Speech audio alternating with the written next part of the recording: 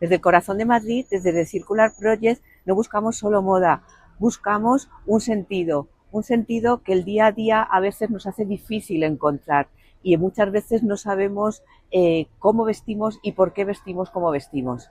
Abrimos este espacio de conversación guiados por la filosofía Ikimorae, buscando este sentido, buscando historias con raíz y con futuro, y convencidos de que el cambio necesario no es una tendencia, sino una responsabilidad compartida. Desde Ikimorae entendemos la moda, el arte y el territorio como sistemas vivos, interconectados. Hoy conversamos con Esther Pizarro, artista visual cuya obra se sitúa en la intersección entre arte, ciencia, cartografía y conciencia ecológica. Su proyecto Ecomat, desarrollado junto al grupo de investigación Ecovedelab, abre un espacio donde materiales, datos, biodiversidad y creación dialogan para imaginar nuevas formas de habitar el planeta. Hola Esther, un placer, un tremendo honor tenerte hoy aquí en The Circular Project. Nos hemos conocido hace muy poquito, pero desde el primer momento me ha entrado mucha curiosidad por todo lo que estás haciendo, porque tienes muchos frentes abiertos, por así decirlo, ¿no? Nos hemos conocido en la presentación de Ecomat, pero tu recorrido profesional viene de mucho antes, por supuesto, muchos años, y nos gustaría mucho conocerte más de cerca, ¿no? Me gustaría a mí personalmente, sobre todo, ¿no?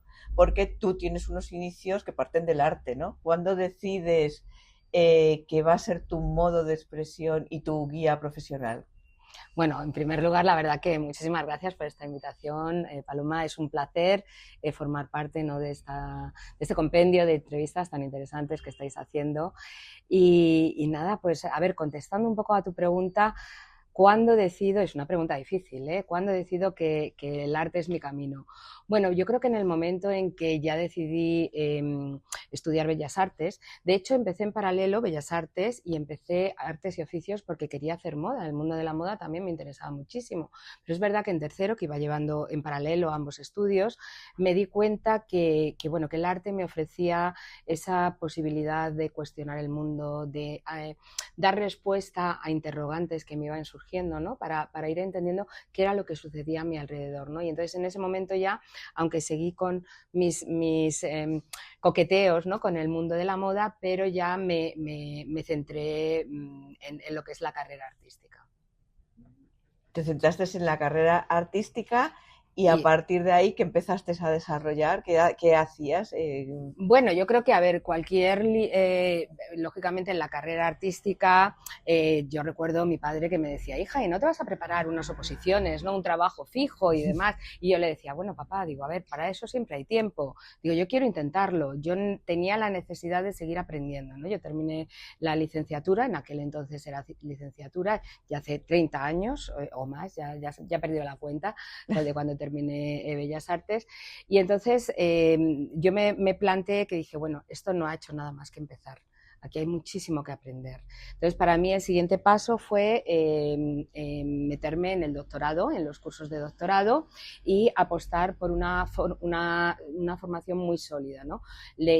Tuve la suerte de tener una beca predoctoral que me permitió realizar la tesis full time, ¿no?, y además pues con soporte económico, ¿no?, para hacer una investigación en profundidad, que luego fui enlazando con una beca postdoctoral Fulbright en Estados Unidos, la beca de la Academia de España, la beca de la Academia de España en Roma, la del Colegio de España en París. Entonces, bueno, yo siempre digo que mi formación se extendió casi 10 años, ¿no?, con este periodo pre y postdoctoral, a partir de becas y residencias, y eso me permitió tener un bagaje muy grande del mundo, de haber vivido en diferentes países, del reto de empezar desde cero.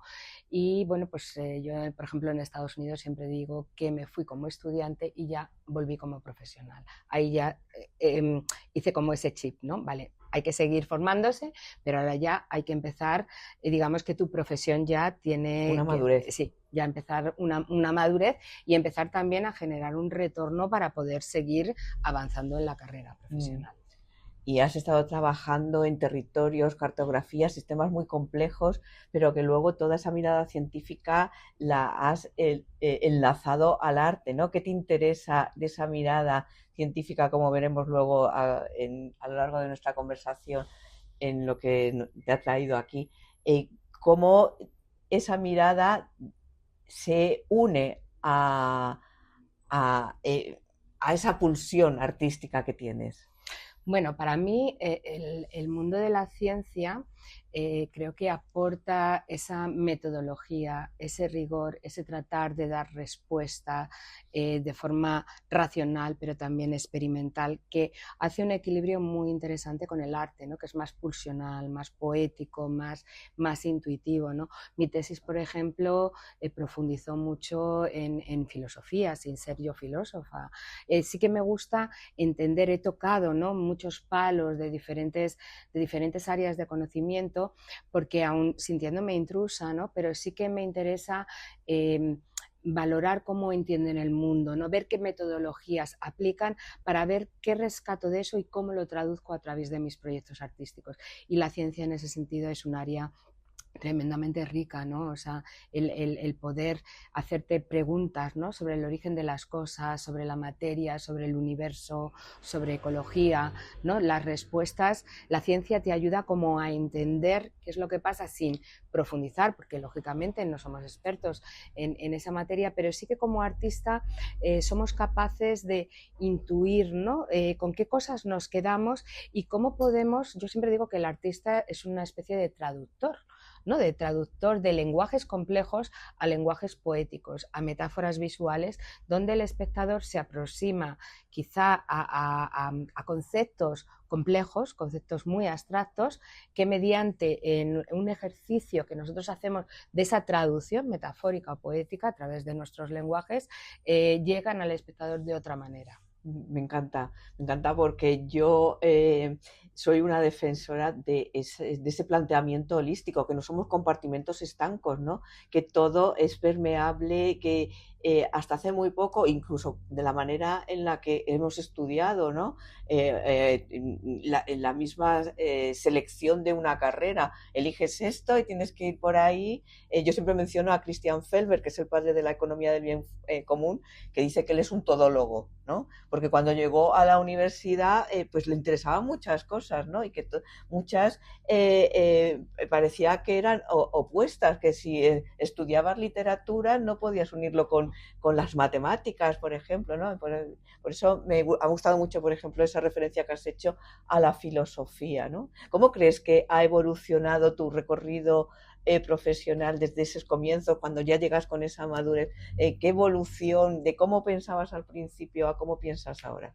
Bueno, primero me ha encantado la expresión de todólogo, la voy a comprar, ¿no? Porque yo me siento un poco así, ¿no? Creo que precisamente, y retomando un poco al inicio de este planteamiento, creo que al final lo maravilloso del arte es que te permite ese pensamiento holístico y disruptivo. Totalmente. Es decir, enfrentamos la realidad que hay ahí, es la misma para todos, ¿no? Porque cada uno da una mirada diferente, porque cada uno al final ejerce, ¿no?, una visión, un prisma, ¿no? Yo creo que eso es lo que al final diferencia, pues, que haya un artista, otro artista, o sea, el enfoque que le damos, ¿no?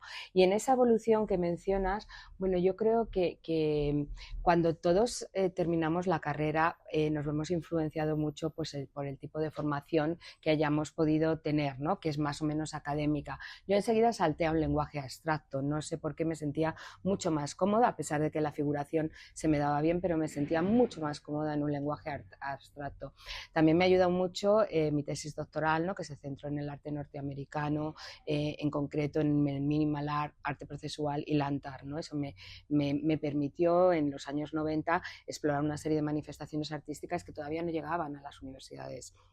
Entonces eso me situó en un plano de referencias muy, muy, muy contemporáneo.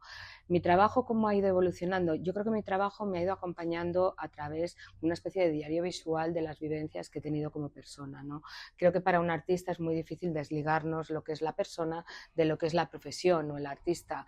Yo creo que ser artista en el fondo es un modo de vivir, un modo de enfrentar, de situarte hacia los otros y lo otro, ¿no? Entonces, en ese sentido, el arte me ha permitido ir transitando y ir investigando, ¿no? Para mí, cada nuevo proyecto tiene que ser un reto, tiene que ser una investigación, tiene que ser tratar de entender algo o preguntas o hipótesis que me hago a mí misma y que no tengo respuesta y que trato a través de mi trabajo y todo ese proceso de investigación que da como resultado una instalación artística o una obra, una serie, una exposición, trato de dar respuesta, ¿no? a todos esos interrogantes. Y en ese sentido, pues yo parto de una base, de una formación muy escultórica, muy tridimensional, y creo que eso ha ido evolucionando también con esa obsesión mía por la materia y por el espacio, que ahora veo, ¿no? Como veo que al final ya después miro para atrás, ¿no? Ya hay un bagaje de 30 años de profesión detrás, veo que al final todas las cosas que intuimos, que nos interesan, que a lo mejor dejamos aparcadas, como has mencionado antes, ¿no? Vuelven a salir, ¿no? Y yo creo que estoy volviendo a tener como una especie de retorno, ¿no? A través de esa aproximación de arte, ciencia, tecnología y naturaleza, ¿no? A mi interés, ¿no? Por esas manifestaciones, ¿no? en espacios como el LANAR, ¿no? Yo he trabajado también mucho arte público con gran escala, o sea, creo que he tocado muchos palillos, ¿no? A lo largo de estos 30 años, y todos ellos, a veces pienso que como artista no hay digo, bueno, es que parece que he ido dando bandazos, ¿no? De alguna manera, ¿no? Porque no me he quedado en un lenguaje, ¿no? Como a lo mejor hay muchos artistas que encuentran un lenguaje que les funciona y ya, pues de alguna manera caen en algo repetitivo, ¿no? Yo he tratado siempre de huir de esa repetición, me parecía que el artista debe y está obligado a salir continuamente de su zona de confort, ¿no? Yo eso es lo que he ido tratando de hacer a través de todas las series, ¿no? Y de los nuevos trabajos, ¿no? Siempre cuando iba a una residencia o un periodo en un nuevo país, nunca tenía ni idea de lo que iba a hacer, ¿no? Me dejaba exponer, ¿no? Como los situacionistas, como Guy Debord, ¿no? De decir, bueno, voy a dejarme impregnar por lo que veo alrededor, voy a sentir la ciudad, lo que tengo a mi alrededor, para poder traducirlo, ¿no? Entonces necesitamos, yo creo, en mi caso, ese periodo, ¿no? de extrañeza, pero también de encuentro, ¿no? Con tu entorno, con tu espacio. Claro, y es que es muy normal, ¿no? Porque para innovar tienes que romper muchas veces con un pensamiento lineal, ¿no? Tienes que ser más disruptivo. El pensamiento, yo soy fan, lo utilizo mucho en mis clases, del pensamiento lateral, ¿no? De no ir en línea recta de un punto a otro, es decir, cómo a sacar conclusiones o buscar nuevas vías, rompiendo, porque claro, no nos damos cuenta de lo dominados que estamos por nuestros condicionantes sociales, culturales, para pensar como pensamos, ¿no? Sí, efectivamente, al final, bueno, a mí hay una figura, ¿no? Que me ha gustado mucho, ¿no? Y en un momento dado se produce un punto de inflexión también en mi trabajo, ¿no? Que me hace entender todas las propuestas desde otras perspectivas, ¿no? Es empezar a estudiar todo el pensamiento de Gilles Deleuze y Guattari, ¿no? Del rizoma, ¿no? De cómo realmente ya nosotros, la sociedad occidental, nos hemos formado con un pensamiento arbóreo, jerarquizado, ¿no? Todo muy ramificado.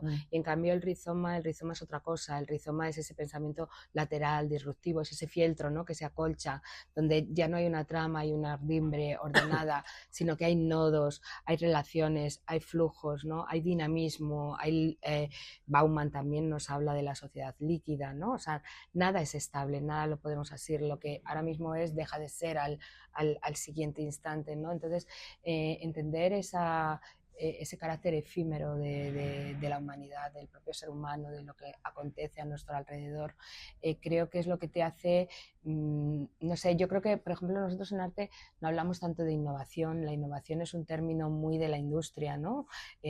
Porque realmente, como artistas, tú continuamente estás haciendo algo nuevo. O sea, la innovación es que Claro. forma parte del propio proceso del trabajo, con lo cual es algo que tienes completamente interiorizado y que no te lo planteas como un reto o como un fin en sí mismo, sino como una parte del propio proceso, a través de los materiales con los que trabajas, de las técnicas que aplicas, de los conceptos que tratas de armar o de organizar, ¿no?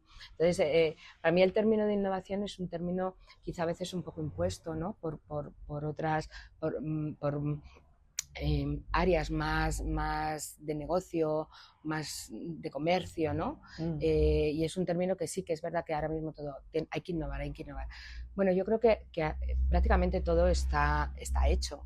¿Qué es lo que cambia? ¿Qué es lo que produce ese salto, ¿no? Ese avance, ¿no?, en la humanidad? Yo creo que es la manera en cómo relacionamos lo que tenemos delante, ¿no? Creo que Claro. está en la relación, en el flujo, en esas conexiones donde realmente se produce, si queremos llamarlo de alguna manera, esa innovación, ¿no? Ese es el mirar el problema desde otra Bueno, y perspectiva. de hecho de lo que vamos a hablar ahora, que es como nos hemos conocido tú y yo, parte de la observación de la naturaleza, que no es más que otra cosa que la biomimesis, ¿no? Que es cosas que siempre han estado ahí, que realmente nos están dando respuesta, ¿no? Cuéntanos cómo nace Ecomat, si hay un punto de inflexión también en todo este recorrido que nos estás contando, en el que tú ya vas desembocando en un planteamiento más ecologista, si tiene alguna conexión, que supongo que sí, que mucha, con toda esta presentación que habéis hecho de materiales biobasados, ¿no? Pues a ver, ¿Cómo ha sido? sí, efectivamente hay un punto de inflexión, es un proyecto que se titula Mapping Active Fire Data, ¿no? Y viene un poco de la visualización artística de datos, ¿no? O sea, yo ha habido un periodo en el que empiezo a estar obsesionada con el tema de los datos, la datificación, todo lo que hacemos guarda datos, somos datos, ¿no? O sea, hay una estela de datos a nuestro alrededor y ese afán de entender cómo visualizar esos datos me lleva a decir, bueno, vale, el dato realmente es una herramienta, es un material, entiendo el dato como un material, ¿no? ¿Qué quiero contar? ¿Qué historia quiero contar? ¿no? Entonces empiezo a trabajar, a mí me gusta mucho en mis proyectos, en mis instalaciones, hacer un viaje de lo micro a lo macro, de lo macro a lo micro, ¿no? Ir continuamente haciendo como un entretejido, ¿no? Un rizoma de escalas. Y entonces en este proyecto lo que decido es visualizar cómo está ardiendo el planeta de forma continua, ¿no? Entonces ahí empiezo a entrar en una serie, en buscar fuentes de datos abiertos, ¿no? Y en ver que hay un montón de narrativas súper interesantes de cómo el ser humano, en pleno antropoceno o ya post-antropoceno, podríamos decir, cómo el ser humano está generando un daño irreversible a la Tierra, ¿no? Entonces empiezo a interrogarme o a detectar, a tratar de buscar emergencias medioambientales, ¿no? Que den un poco respuesta para tratar de visualizarlas a través de mi proyecto artístico. Y eso me lleva a un encuentro también que de repente a través de unos talleres conozco al equipo del Basque Design Center a través de una exposición profesional y de repente me llevan a sus instalaciones y empiezo a ver qué están haciendo allí con unos materiales, me empiezan a hablar de materiales regenerativos, que son materiales compostables, y yo, mis ojos empiezan a abrirse cada vez más. Y yo digo, yo quiero aprender esto, yo tengo que aprender esto, porque realmente la manera de cómo se trabajan esos materiales para mí era absolutamente familiar, porque realmente eran técnicas escultóricas que había trabajado toda mi vida.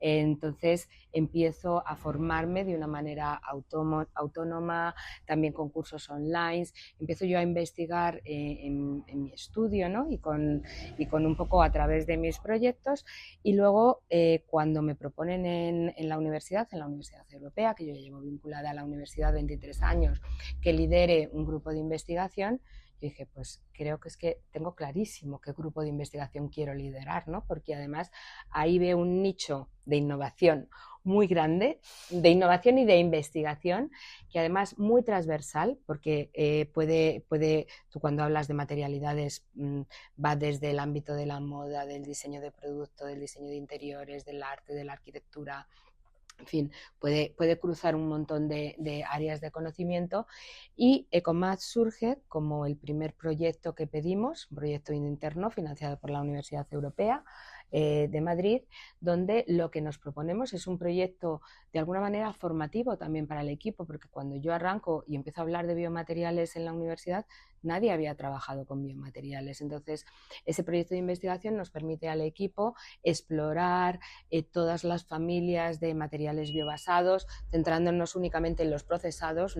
Todavía no trabajamos porque era un proyecto únicamente de un año, y lo que hacemos es construir una materioteca donde seleccionamos 100 muestras de materiales biobasados y hacemos toda una taxonomía, un marco metodológico, un marco teórico, un marco procesual para entender, también todo desde un punto de vista muy pedagógico, para tratar de el propio equipo entender qué son los materiales biobasados, pero al mismo tiempo dejar en formato de transferencia de conocimiento un legado a nuestros estudiantes, a cualquier persona que está interesada en trabajar con tema de biomateriales, compartir de alguna manera nuestra experiencia a través de 2 publicaciones que hemos generado de este proyecto.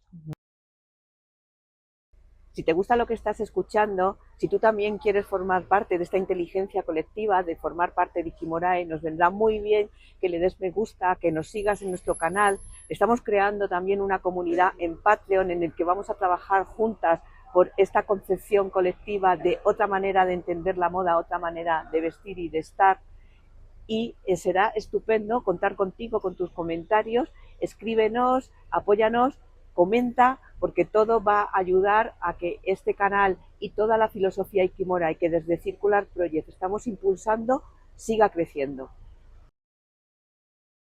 Y una vez que estáis haciendo ese registro de todos estos materiales y todo esto, ¿responde a una inquietud o a un problema en específico que puedas tener algún tipo de aplicación? Es decir, todos estos materiales están abriéndonos los ojos a lo que tenemos alrededor y que no lo estamos viendo, ¿no?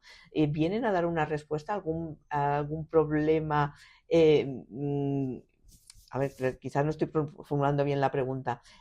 ¿Realmente nos van a servir de apoyo, por ejemplo, en la industria textil para resolver problemas de materiales o...? Sí, por supuesto, por supuesto. O sea, el proyecto como tal nosotros nos lo planteamos como algo muy experimental, muy de entender los materiales y muy de generar una sistematización y un registro de los mismos. Pero nosotros ahora mismo yo por lo menos en mis asignaturas ya lo estoy implantando y estamos obteniendo unos resultados con los estudiantes maravillosos, pero maravillosos hasta el punto de que hemos estado en MoMAT y el stand que llevábamos es un stand que ha llamado muchísimo la atención. Nuestros estudiantes han salido en la televisión contando sus proyectos. Una estudiante ha hecho un bolso que es un cocido madrileño deshidratado, ¿no? Cuéntalo un poquito. Tuviste la oportunidad. Bueno, yo creo que coge el cocido que hace su abuela y de repente lo convierte en bolso. El propio caldo del cocido, cuando tú ya has practicado y entiendes la génesis de los biomateriales, realmente se puede hacer un material biobasado con cualquier cosa que tengamos alrededor. Solo hay que tener ojos y saber elegir, ¿no? O sea, me han sobrado unas lentejas, me hago un bolso. Te puedes hacer un bolso con unas lentejas deshidratadas, ¿por qué no? Entonces, claro, esto está planteando un nuevo cambio, ¿no? Porque ¿qué es lo maravilloso de los materiales biobasados? Y eso lo vais a entender en este entorno perfectamente.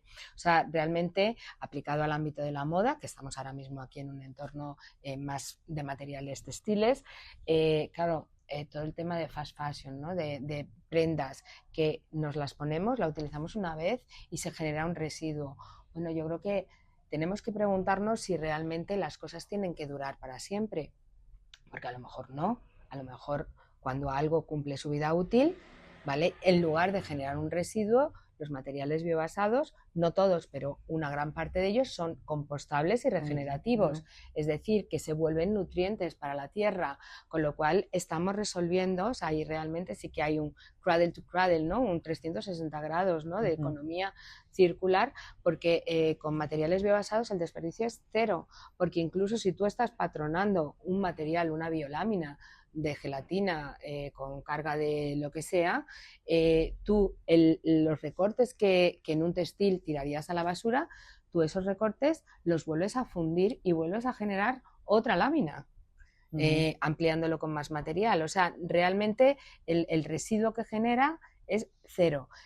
Cuando tú terminas la vida útil en lo que hayas aplicado ese biomaterial tú lo pones en el exterior, en unas condiciones atmosféricas de lluvia, de sol y demás, y frente a los plásticos, que todos sabemos que tardan más de 100 años en desintegrarse, un biomaterial a los 30 días se ha vuelto nutriente, ya ha desaparecido. Entonces, creo que eso es un cambio de paradigma, ¿no? O sea, se está hablando con todo ¿Tú crees el que tema. llegaremos a eso, que es el futuro? Bueno, ¿Cómo lo ves? yo creo sin duda que es el futuro, está ahí, pero no porque lo diga yo, o sea, ya hay mucho y de hecho la mayor parte de la investigación viene del ámbito de la moda, porque ha visto realmente toda la problemática que hay a nivel de contaminación, de toneladas de residuo que se generan, de huella hídrica, con todos los tintes textiles.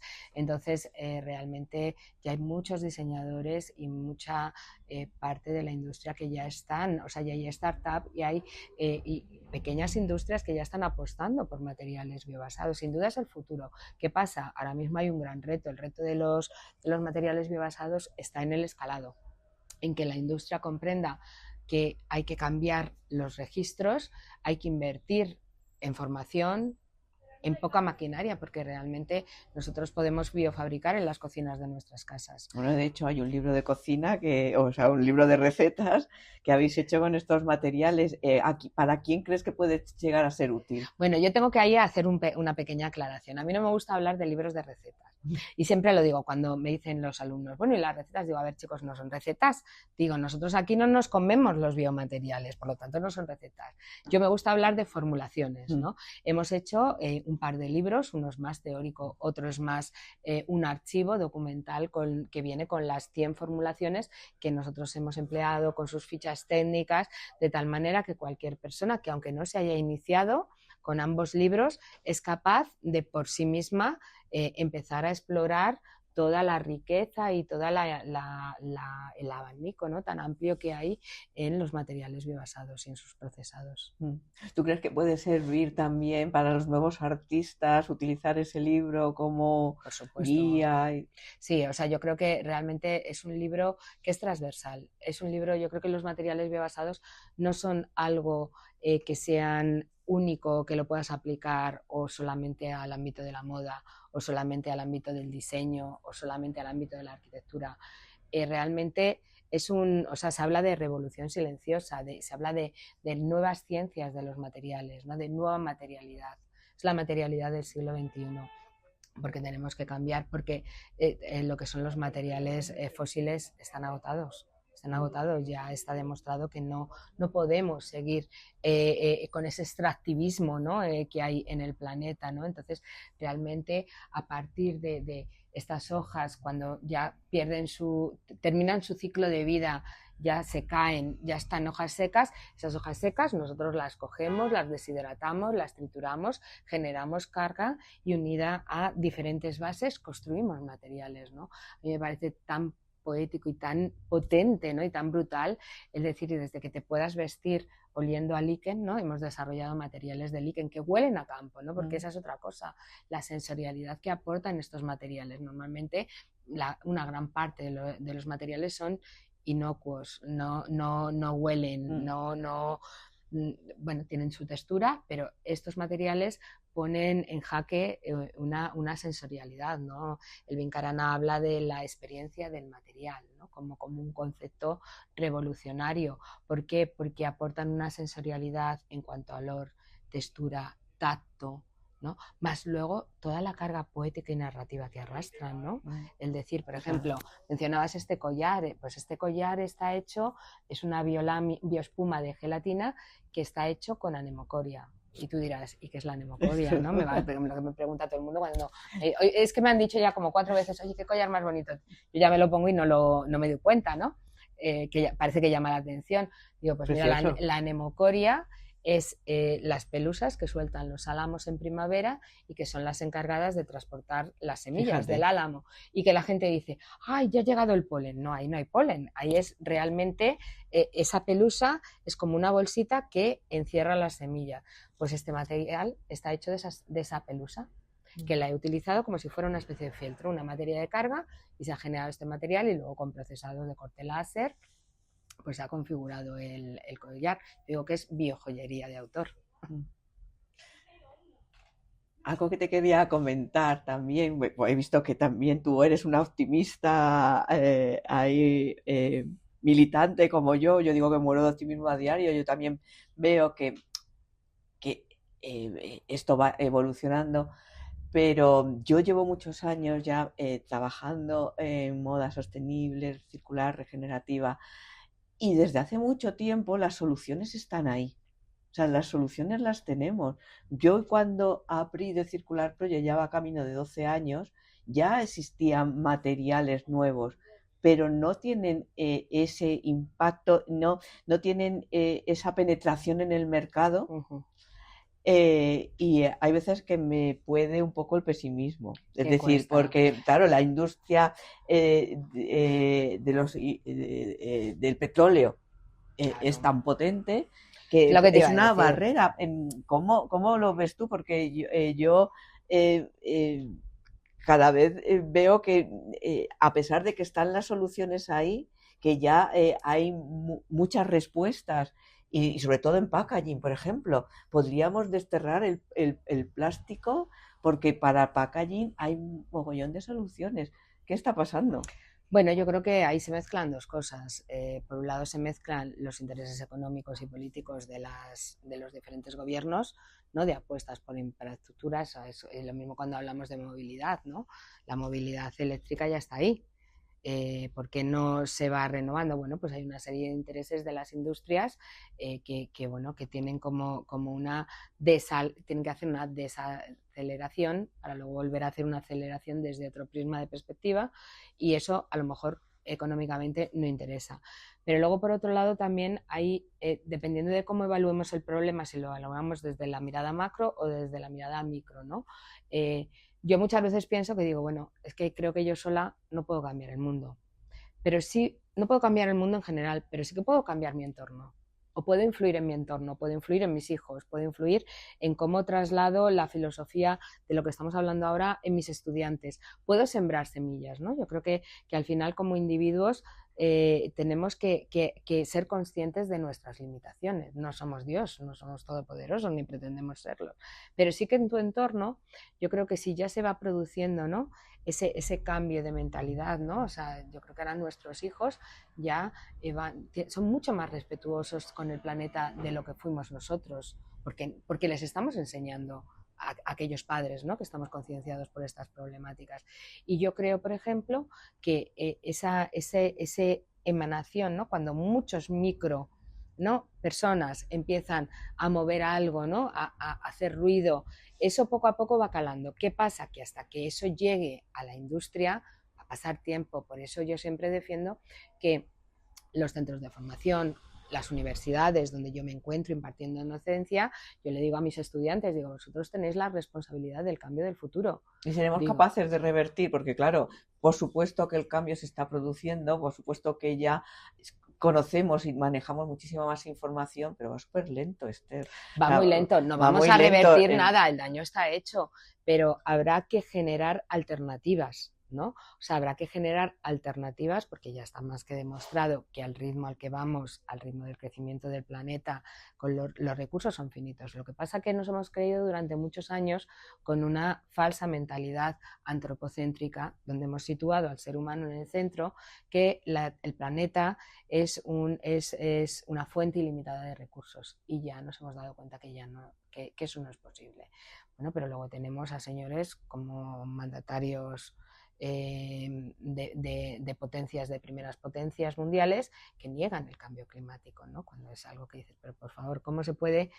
Tú puedes decidir que tu país o tu nación va hacia determinado sitio, pero el cambio climático, o sea, negar eso es como negar que necesitas el aire o el oxígeno para respirar, es negar una evidencia. Entonces, por eso yo digo que esos cambios hay que hacerlos, son revoluciones silenciosas, son revoluciones desde dentro, ¿no? Son revoluciones con las nuevas generaciones, donde yo como docente tengo la responsabilidad de trasladar a mis estudiantes la importancia en la elección de un material u otro, de cómo eso afecta al planeta y cómo tú puedes comunicar de una manera ética desde también la ética del cuidado, que esto es un concepto muy interesante, ¿no? La ética del cuidado, ¿no? Porque hablamos el cuidar las cosas, el cuidar a las personas, el cuidar los entornos, el cuidar la ropa, ¿no? Ahí hay ya un cambio de paradigma también y un cambio de mentalidad. Y eso es importante, y también como artista, pues yo trato a través de mi trabajo, de alguna manera, evidenciar, ¿no? Estas crisis, ¿no? medioambientales, estas cuestiones donde se producen esas grietas, esos pliegues, esos quiebros, ¿no? Ecológicos.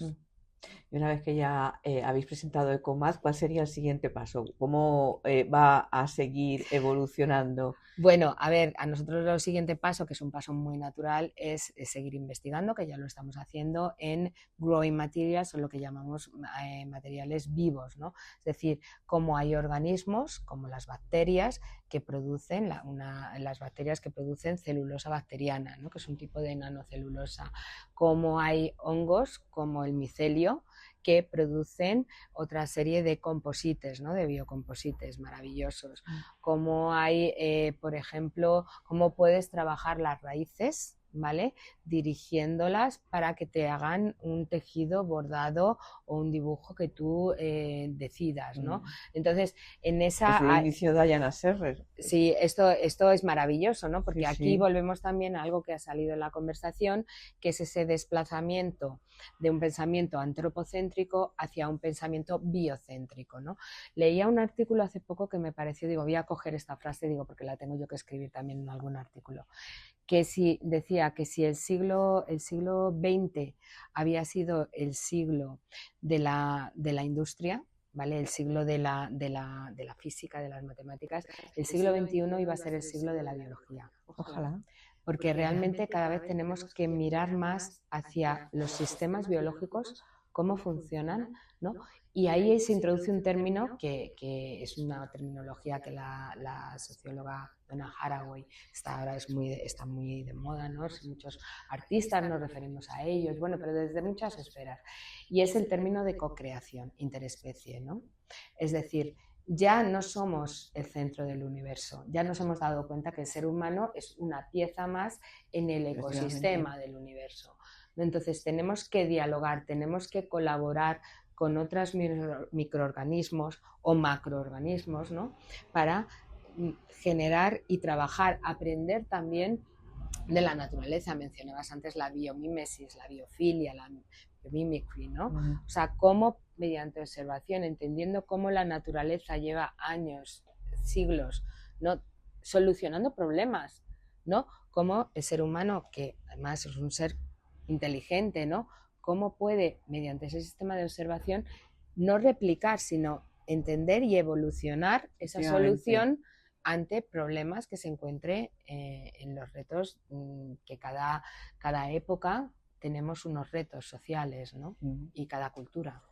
Sí, a mí me gusta mucho una charla de Janine Benyus, que habla mucho de biomimesis, que ella empieza diciendo: estamos rodeados de competencia, de maravilla, vivimos en un universo sabio al que le hemos dado la espalda, ¿no? Me parece que es brutal lo que ella también cuenta, que es lo mismo que nos estás diciendo tú ahora, maravilloso, pero es que ya no solo llevado a la naturaleza, sino a nuestra propia biología, ¿no? Que tampoco somos muy desconocedores de cómo funciona nuestro propio cuerpo. Nos salimos un poco del tema, ¿no? Pero yo sigo mucho el trabajo de Nazaret Castellanos, que habla de neurobiología, ¿no?